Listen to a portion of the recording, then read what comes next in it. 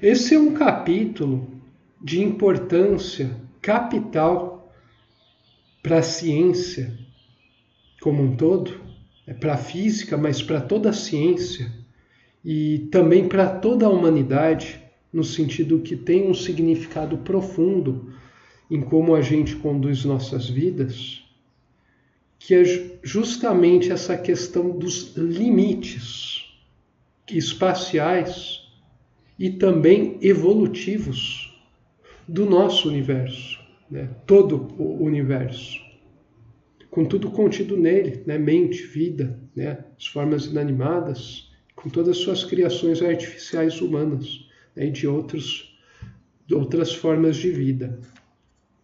É um capítulo que precisa ser lido, relido, estudado, reestudado, visto a fundo, relacionado e muito mais para começar a ser verdadeiramente compreendido, né?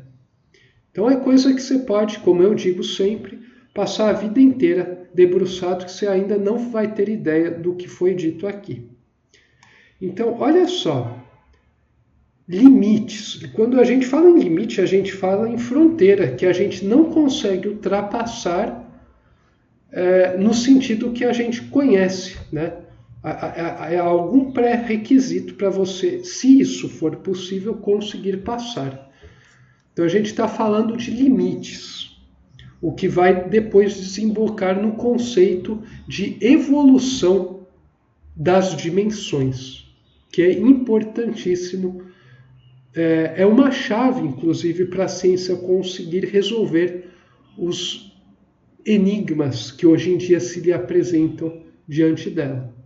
Então, vejam, a gente tem uma hierarquia dimensional. Cada fase que a gente vê aqui, né, na grande equação, está relacionada a uma dimensão. A dimensão é a unidade de medida característica da fase, né? Segundo sua voz, né, a dimensão característica que serve para mensurar a matéria é o espaço, a dimensão espacial, né? A dimensão característica da fase energia, né, que a caracteriza, mas também está relacionada com a matéria e o espírito, e mente, né, pode-se dizer, é a dimensão tempo, que ela é muito interessante. E a dimensão característica da fase espírito, né, que é a sua unidade de medida mais derivada diretamente dela, né, mas também se relaciona com as outras, é a consciência. Então, espírito está para consciência, assim como energia está para tempo, assim como matéria está para espaço.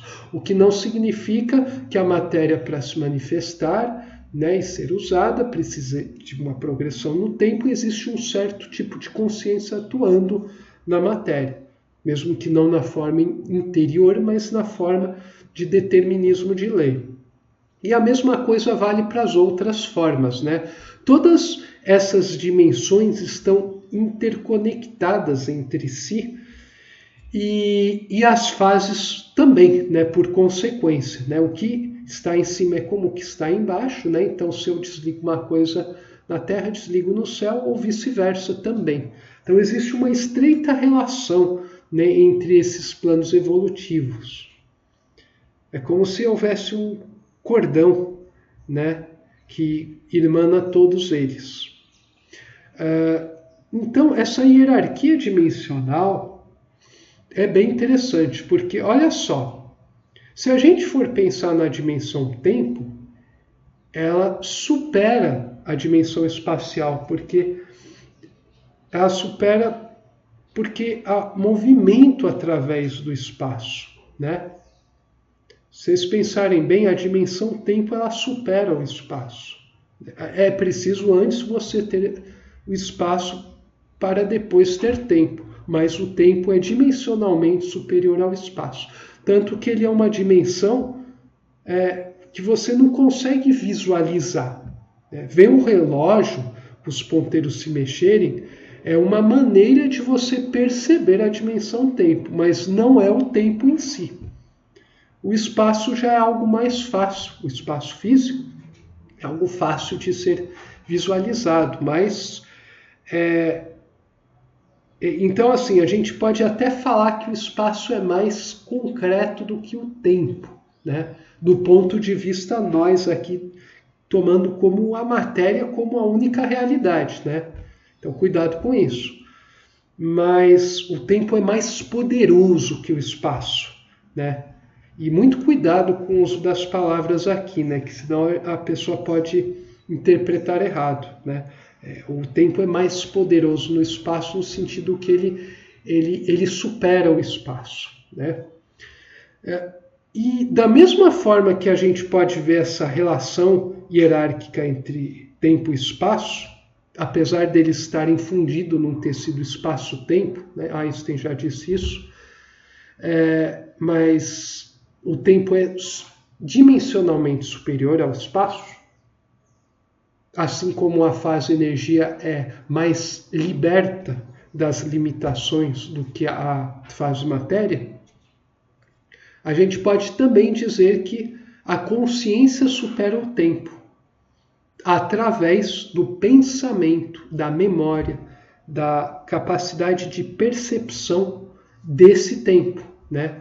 Com a consciência, a gente percebe, através do tempo, as coisas se alterando no mundo material, né? É preciso que haja um sistema, né? O espírito, através da consciência, consegue perceber a passagem do tempo e também perceber as coisas materiais através da dimensão tempo. A matéria, por si só, por não ter uma consciência própria, mas é regida por uma consciência universal, C maiúsculo, ela não tem liberdade, mas ela também ela tem a sua, digamos assim, evolução no tempo, né? Ela sofre a ação de forças através do tempo, assim como o espírito também ele evolui através do tempo, só que o espírito tem uma percepção do tempo. A matéria não tem essa percepção do tempo, porque o fator alfa ele não está presente na matéria, apesar de ter um alfa relacionado à lei suprema que está atuando na matéria, né? Existe, só que na forma de determinismo total. Essas coisas que eu estou falando são muito profundas, então a pessoa precisa ir com muita calma com isso aqui, né? Provavelmente vai demorar muito tempo para as pessoas começarem a compreender certas coisas que estão sendo repassadas aqui via YouTube. Então, muito cuidado também. Muito cuidado na interpretação das palavras. Né? Que o que ser humano gosta é de incorrer em julgamentos apressados. Né? É fazer julgamentos apressados, o que leva a eles a vários erros. Né? Bom, então aqui, voltando ao ponto, né, a gente tem isso que é muito interessante. Né? Um ser vivo, né, a gente consegue superar as limitações do tempo trabalhando com a percepção dele, né? Usando nossa memória. Né? Com a nossa memória a gente consegue tornar presente coisas do passado que se estende às vezes por muito tempo e ir trabalhando com a nossa própria consciência, ir se autoelaborando. E também, devido a coisas que futuramente eu falarei, né, essa capacidade do espírito nos permite acessar uma coisa que vai ser chamada de superconsciência. Então a gente consegue se projetar para o futuro. Né? Projeção aqui eu estou falando no sentido de nos vislumbrar formas de vida, formas de existência, formas de conceber mentalmente o mundo de uma maneira que ainda não existem, materializadas no psiquismo coletivo da humanidade. Então, nesse sentido, a consciência ela permite uma viagem no tempo continuamente. É uma máquina do tempo, né? A nossa mente é uma máquina do tempo, só que a viagem não é feita integral com o nosso organismo físico, mas é feita num campo psíquico a todos os momentos. Então isso é algo muito interessante. E o cérebro aí é um órgão físico que funciona como um filtro dessa consciência, mas ele também está relacionado a todo órgão do corpo, né? Todo órgão do corpo também possui seu psiquismo, né? A gente não pode falar que não existe psiquismo fora, né, do cérebro, sendo que o cérebro não é o psiquismo, mas o filtro no qual esse psiquismo, o cérebro filtra no sentido espírito para a matéria, né, espírito para o corpo, e também filtra no outro sentido, que é as sensações do corpo que passam para o espírito, né? Ele é um grande filtro, a gente pode dizer assim. A neurociência está lentamente chegando a essas coisas que aqui eu estou vos traçando como algo evidente, como algo óbvio.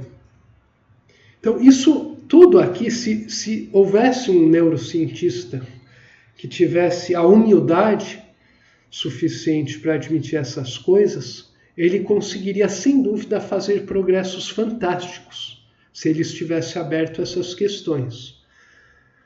Bom, então, com essa apresentação aqui, eu dei uma breve geral no significado, né, na importância desse capítulo. Eu vou comentar um pouco mais no próximo vídeo a respeito de alguns trechos aqui. Bom, até lá!